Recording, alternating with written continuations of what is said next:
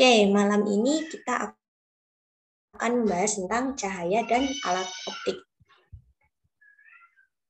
Oke, kita masuk ke subbab cahaya. Cahaya merupakan gelombang elektromagnetik yang kasat mata atau juga dapat terlihat oleh mata. Cahaya memiliki spektrum atau juga kita sebut dengan paket cahaya yang dipersepsikan secara visual oleh indera penglihatan sebagai warna. Cahaya disebut juga sebagai gelombang elektromagnetik karena gelombang cahaya yang bergetar merupakan radiasi elektromagnetik yang dapat merambat di ruang hampa tanpa permukaan medium. Kemudian, kenapa disebut tanpa medium? Karena di antara matahari dan bumi ada ruang hampa yang artinya tidak ada materi atau medium satupun yang ada di sana. Sebentar ya teman.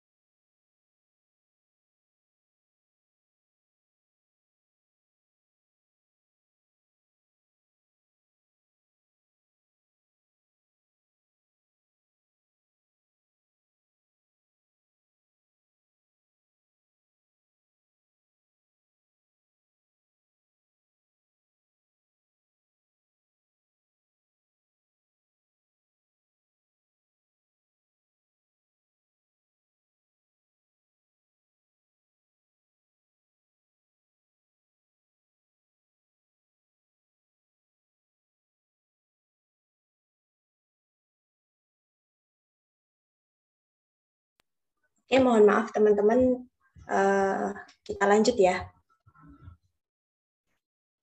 Oke, kita lanjut ke subbab selanjutnya, yaitu sifat gelombang cahaya.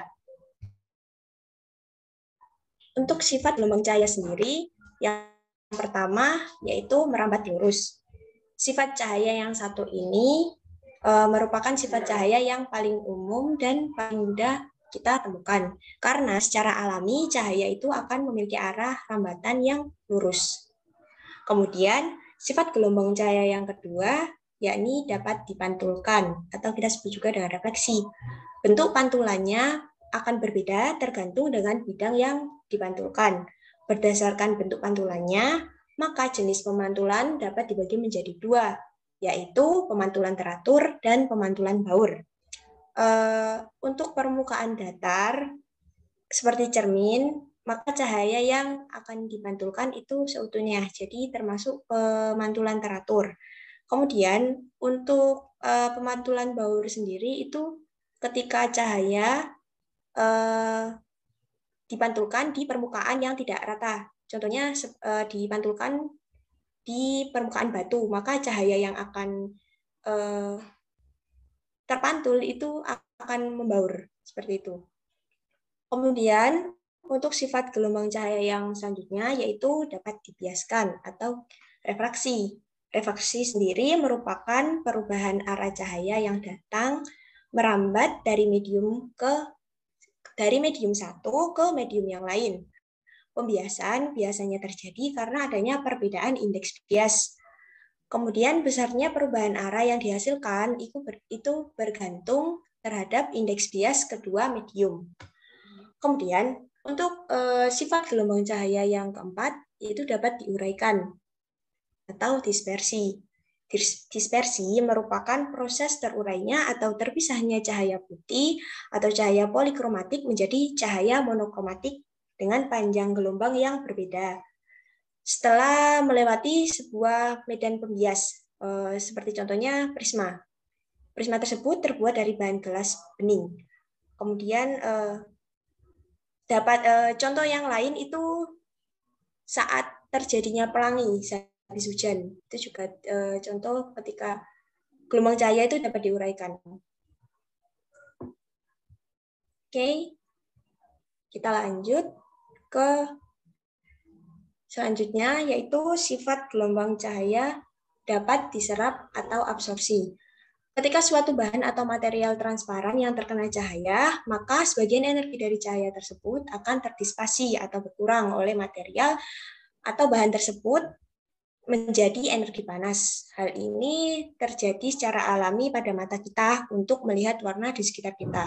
Jadi contohnya itu ketika kita melihat warna pada suatu objek, contohnya kita melihat daun gitu ya, daun itu warna hijau. Jadi cahaya semua warna dari cahaya itu cahaya itu kan kelihatannya satu warna, tapi aslinya itu memiliki spektrum yang beragam kan. Jadi spektrum yang selain warna hijau itu akan diserap oleh si daun, dan spektrum warna hijau tadi akan dipantulkan oleh si daun tadi menuju mata kita, kemudian ditangkap oleh mata kita, kemudian diteruskan ke saraf otak dan akan diterjemahkan sebagai warna hijau. Mungkin seperti itu. Kemudian untuk sifat gelombang cahaya yang selanjutnya yaitu dapat diserap atau polarisasi. Polarisasi merupakan keadaan di mana intensitas cahaya berkurang dikarenakan ada sifat cahaya yang secara natural tegak lurus dengan arah perambatannya. Sehingga cahaya terbatas untuk satu arah bidang, dan jika arahnya ke media polarisator, intensitas cahayanya berkurang akibatnya berkurangnya komponen gelombang cahaya. Kemudian untuk sifat gelombang cahaya yang selanjutnya yaitu difraksi. Difraksi atau pelenturan cahaya merupakan kecenderungan gelombang cahaya saat melewati celah kecil atau sempit untuk menyebar ketika merambat. Difraksi dapat diamati dalam dua percobaan, yaitu difraksi celah tunggal dan difraksi celah banyak. Kemudian yang terakhir yaitu interferensi cahaya. Interferensi cahaya merupakan adanya interaksi atau penjumlahan dari dua gelombang cahaya atau lebih yang berpadu membentuk gelombang cahaya baru gabungan. Agar interferensi itu terjadi diperlukan dua syarat. Yang pertama yaitu adanya sumber cahaya yang koheren atau fasenya tetap satu terhadap yang lainnya dan frekuensinya sama. Kemudian yang kedua, sumber cahaya harus monokromatis, yaitu hanya mempunyai panjang gelombang tunggal. Oke, sampai di sini mungkin ada yang mau ditanyakan dulu.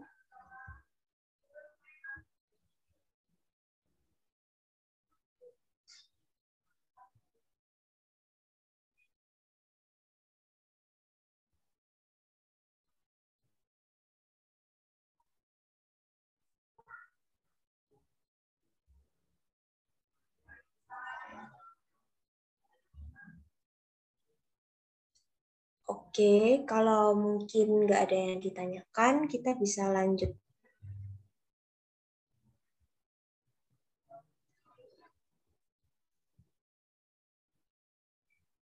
Oke, kita lanjut ke interferensi celah ganda yang.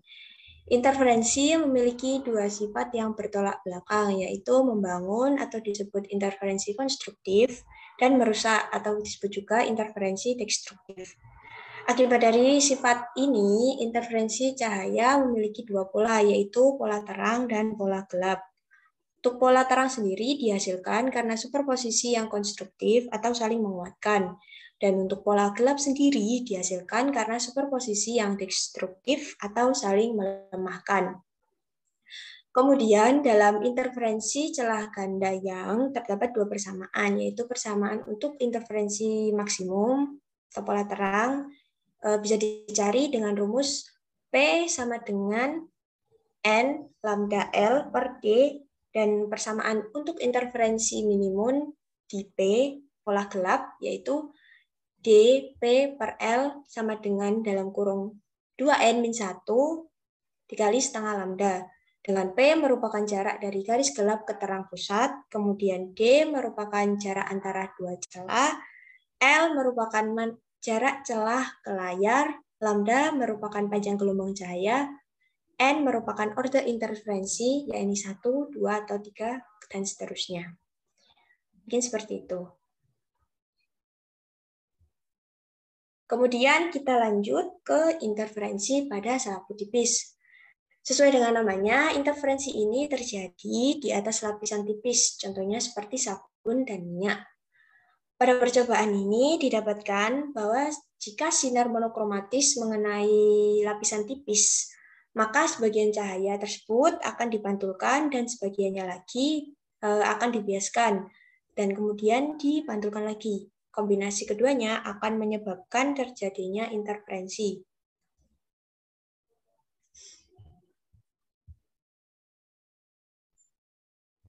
Mungkin menurut gambar ini sendiri itu dari sini seberkas cahayanya datang pada sapu tipis dan membentuk sudut I. Kemudian sebagian cahaya tersebut akan dipantulkan di bagian atas membentuk pantulan AE. Ini, sebagian cahayanya akan dipantulkan ke sini, dan sebagian cahayanya lagi akan dibiaskan membentuk ABC. ABC. Kemudian keduanya akan saling berinterferensi dan bertemu di titik P. Nanti akan bertemu di titik P. Kemudian, dalam interferensi selaput tipis sendiri memiliki dua persamaan, yaitu persamaan untuk interferensi maksimum di pola P terang dengan rumus 2N D cos R sama dengan 2M plus 1 dikali setengah lambda. Kemudian untuk persamaan interferensi minimum di pola P, pola gelap, bisa dicari dengan rumus 2N D cos R sama dengan 2M dikali setengah lambda. Dengan D merupakan tebal lapisan, N merupakan indeks bias lapis tipis, R merupakan sudut bias sinar, lambda merupakan panjang gelombang sinar, dan M merupakan orde interferensi. Mungkin sampai di sini ada yang mau ditanyakan?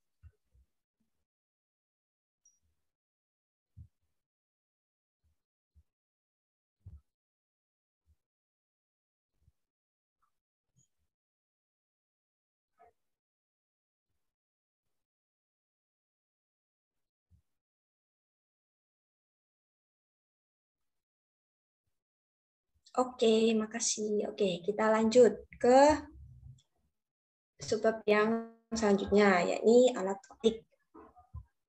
Oke, alat optik adalah suatu benda atau alat yang menerapkan sifat-sifat cahaya. Yang pertama di sini ada mata. Lensa mata berperan sebagai pembentuk bayangan benda. Kemudian lensa mata sendiri memiliki kemampuan memipih dan mencembung yang kita sebut dengan gaya akomodasi. Kemudian jika melihat benda jauh, maka lensa mata kita itu akan memipih.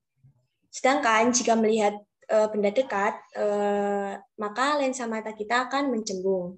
Kemudian bayangan mata akan terbentuk di retina. Dan sifat bayangan yang ada di retina itu adalah nyata, terbalik, dan diperkecil.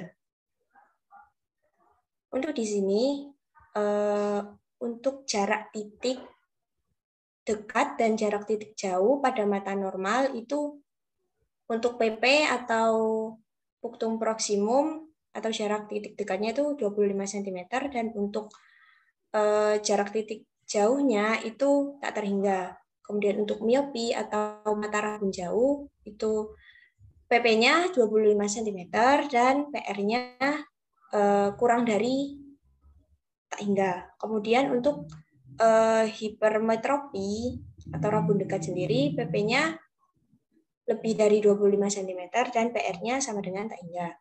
Kemudian untuk presbiopi sendiri PP-nya lebih dari 25 cm dan PR-nya kurang dari tak hingga. Mungkin seperti itu. Kita lanjut ke alat optik yang selanjutnya, yaitu kacamata. Kacamata merupakan alat yang digunakan untuk membentuk bayangan benda pada mata karena daya akomodasi mata telah melemah. Biasanya untuk kacamata sendiri penderita rabun jauh atau miopi dan untuk penderita rabun dekat atau hipermetropi.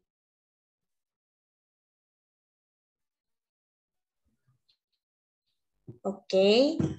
itu penglihatannya akan tampak kabur saat melihat benda-benda yang jauh. Bayangannya akan jatuh di depan retina. Bayangan benda akan jatuh di di depan retina, mohon maaf.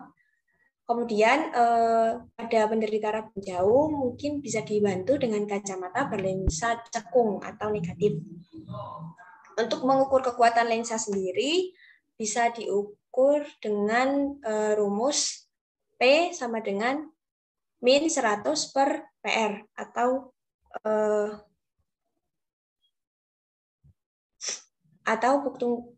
jarak titik jauh. Oke, untuk rabun dekat sendiri atau hipermetropi memiliki ciri-ciri penglihatannya tampak kabur jika melihat benda dekat. Kemudian bayangan yang terbentuk akan jatuh di belakang retina. Kemudian pada penderita rabun dekat atau hipermetropi bisa dibantu dengan kacamata berlensa cembung atau positif. Dan untuk mengukur kekuatan lensanya bisa diukur dengan rumus P sama dengan 100 per SN min 100 per PR. Mungkin ada yang mau ditanyakan dulu?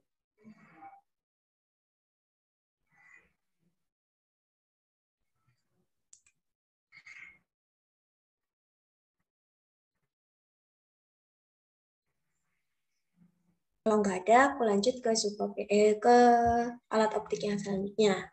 Alat optik yang selanjutnya itu ada loop. Loop merupakan alat optik yang digunakan untuk memperbesar bayangan benda.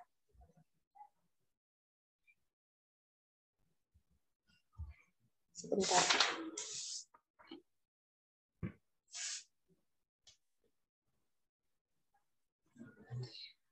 Untuk sebentar. Ada yang bertanya tadi untuk SN apa? SN itu merupakan jarak baca normal. Mungkin begitu. Kita mungkin bisa dipahami dulu buat yang bertanya tadi SN. SN itu jarak baca normal.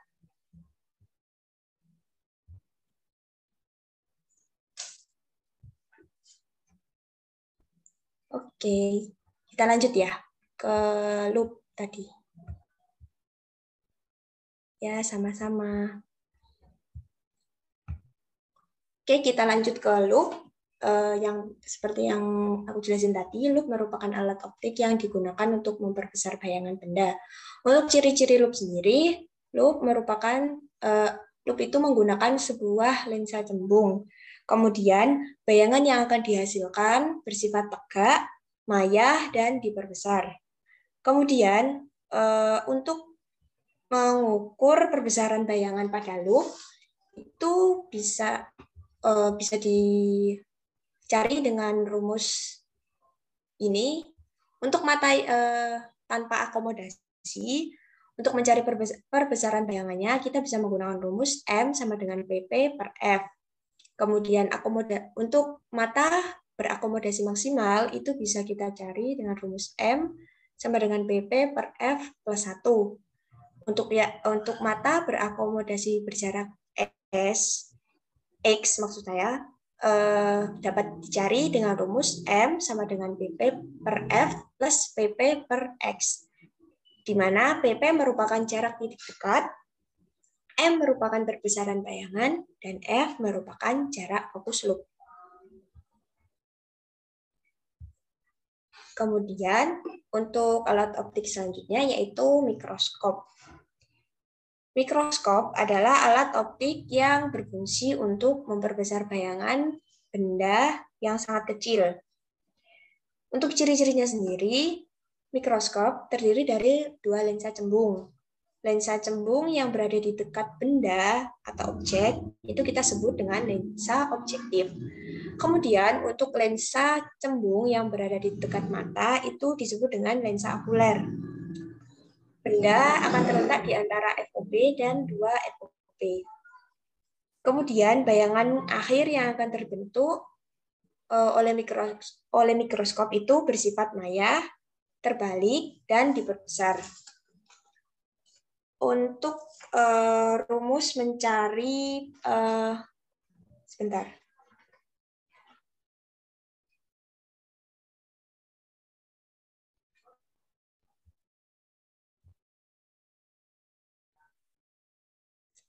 Untuk mencari perbesaran bayangan pada mikroskop itu untuk mata tanpa akomodasi bisa kita cari dengan rumus M sama dengan X aksen OB per X OB. Ini harganya mutlak. Kemudian dalam kurung PP per FOK dan dengan sebentar.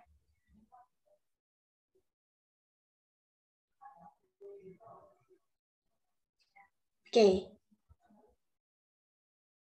Kemudian untuk mencari perbesaran mikroskop untuk mata berakomodasi maksimal itu bisa dicari dengan rumus M sama dengan harga mutlak S aksen OB per SOB dalam kurung PP per F plus 1.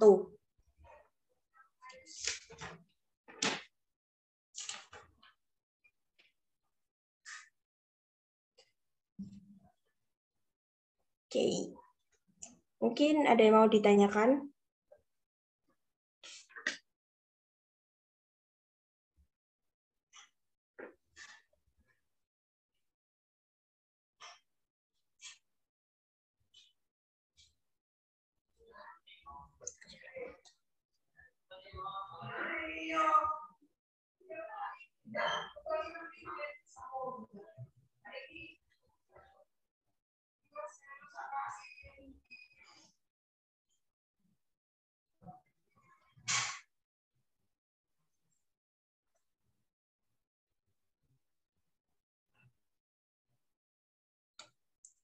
Oke, kalau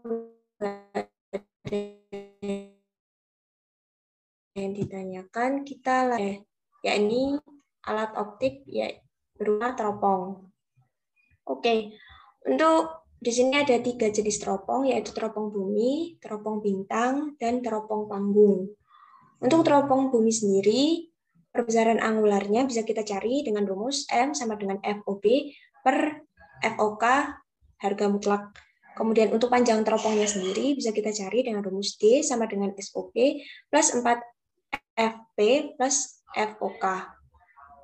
Kemudian untuk teropong bintang, perbesaran angularnya bisa kita cari dengan rumus M harga mutlak FOB per FOK. Dan panjang teropongnya bisa kita cari dengan rumus D sama dengan FOB plus FOK. Dan selanjutnya untuk teropong panggung, perbesaran angularnya hampir sama dengan 2 teropong yang lainnya. Kemudian untuk panjang teropongnya itu bisa kita cari dengan rumus D sama dengan FOB min harga mutlak FOK. Mungkin seperti itu.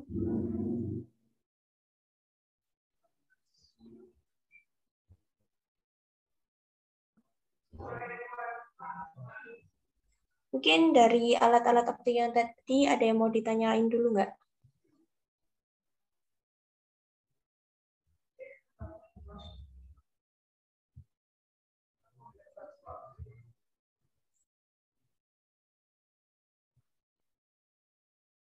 Oke. Oke, aku lanjut ya ke subbab yang selanjutnya, yakni optik fisis. Optik fisis merupakan ilmu yang membahas kuantitasi cahaya berupa difraksi, interferensi, dan polarisasi cahaya. Di sini kita akan bahas interferensi. Interferensi merupakan perpaduan gelombang cahaya yang koheren yang menghasilkan pola terang gelap yang merupakan pola interferensi konstruktif dan destruktif. Di sini akan ada dua interferensi, yaitu yang pertama untuk interferensi pada celah ganda. Interferensi pada celah ganda untuk mencari interferensi maksimumnya untuk pola terang, kita bisa pakai rumus D kali sin theta sama dengan M dikali lambda. Dan juga kita bisa pakai rumus D P per L sama dengan M dikali lambda.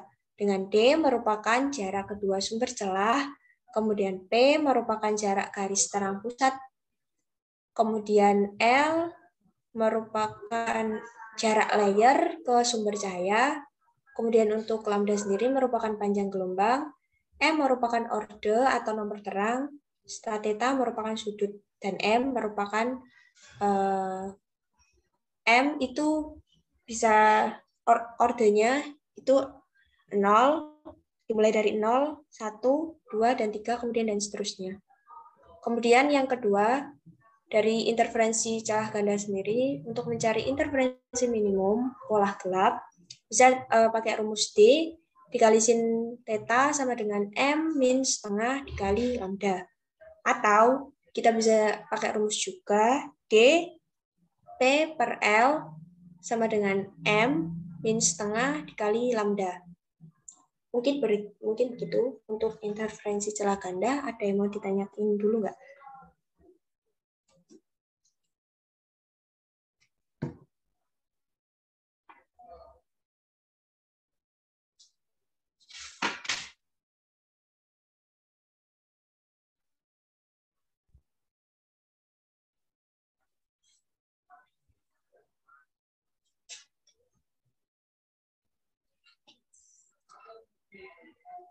Mungkin kalau nggak ada yang ditanyain, aku lanjut ke interferensi yang kedua, yaitu interferensi pada lapisan tipis.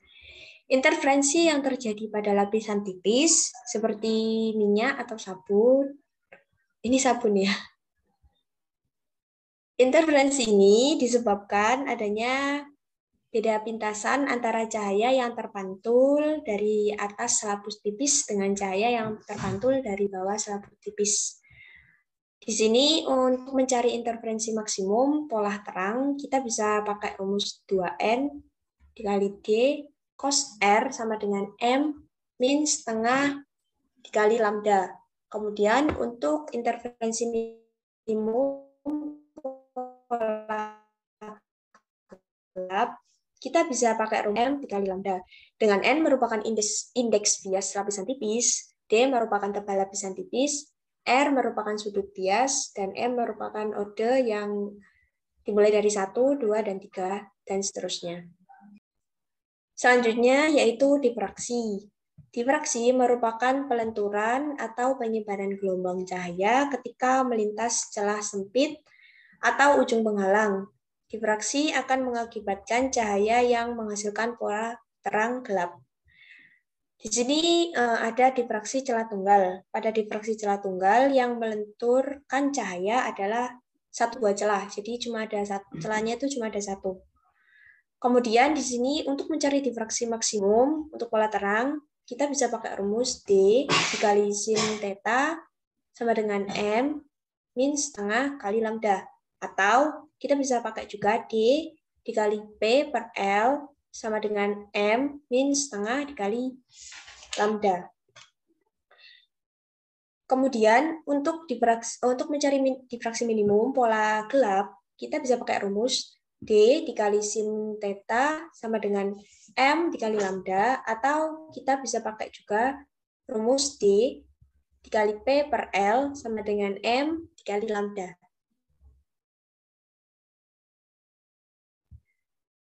Kemudian untuk selanjutnya itu ada difraksi kisi. Difraksi kisi merupakan pelenturan cahaya karena adanya penghalang berupa kisi. Kisi sendiri itu merupakan celah yang sangat banyak. Yang untuk yang tadi itu kan difraksinya celahnya cuma ada satu. Kalau untuk difraksi kisi ini celahnya ada banyak. Jadi untuk mencari difraksi kisi maksimum pola terang, itu kita bisa pakai rumus D dikali sin theta sama dengan M dikali lambda. Atau kita bisa pakai juga D dikali P per L sama dengan M dikali lambda. Kemudian untuk D sendiri, kita bisa cari dengan rumus D sama dengan 1 per N. Dengan D merupakan lebar celah dan N merupakan jumlah kisi per satuan panjang. Kemudian untuk mencari difraksi kisi minimum. Untuk mencari difraksi kisi minimum pola gelap, kita bisa pakai rumus D dikali sin theta sama dengan M min setengah kali lambda, atau kita bisa cari juga dengan rumus D P per L sama dengan M min setengah dikali lambda.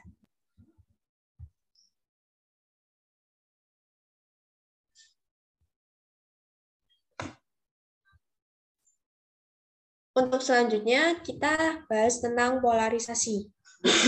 Polarisasi karena pemantulan dan pembiasan atau polarisasi linier. Polarisasi linier merupakan peristiwa terserapnya arah getar cahaya menjadi satu arah akibat adanya cahaya yang datang pada bidang tembus cahaya menghasilkan sudut 90 derajat antara sudut bias dengan sudut pantul. Di sini ada hukum Snellius dalam pemantulan. Kita bisa pakai rumus sin I per sin R sama dengan N2 min N1. Atau juga kita bisa pakai hukum Brewster, yakni tan I sama dengan N2 per N1. Dengan I ditambah R harus menghasilkan sudut sebesar 90 derajat.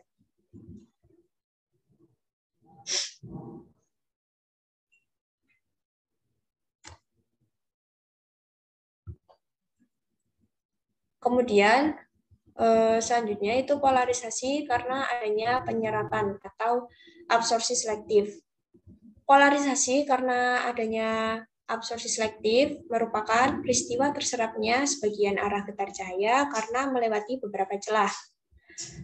Untuk di sini kita bisa pakai rumus I1 sama dengan setengah I0 atau I aksen sama dengan I cos kuadrat theta.